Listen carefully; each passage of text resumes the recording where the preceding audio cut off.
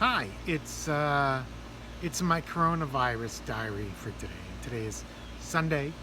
It's July 19th, and I want to talk about this book, some other stuff a little bit. When I was about 11, my grandmother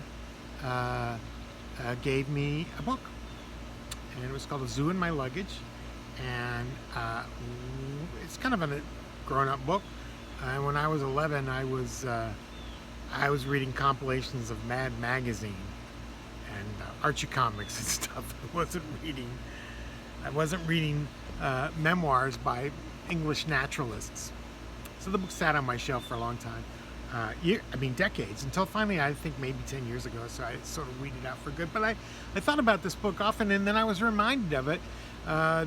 Some TV, one of these streaming channels is making a series of I don't know, some of this guy's works, and I was reminded of it. I ordered it for Amazon. I'm reading it, and I'm enjoying it. I'm enjoying having that conversation with my grandmother, who passed away 45 years ago. Anyway, so it's an interesting book. It's about this. He's an English naturalist, and in the 1950s, he goes to Africa to bring back animals to be in kind of his own personal, private zoo. Which his intention was, well, that way I'll be able to study these animals, and we can learn more and take care of these animals better.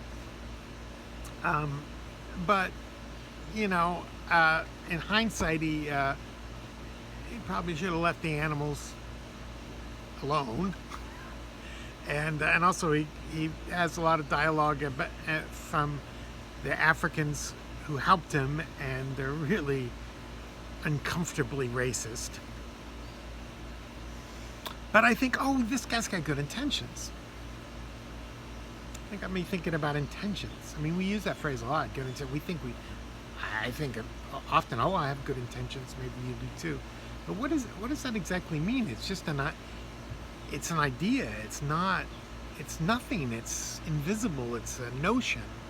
It disappears. Now, it's not like a virtuous act, which is a thing. But what about virtue that's never tested? That's just invisible as well. And in my particular waspy culture, if you do a virtuous act, you're not really supposed to share that with other people. So if you have performed a virtuous act and nobody knows about it, again, what is it? Is it a thing? I'm not sure.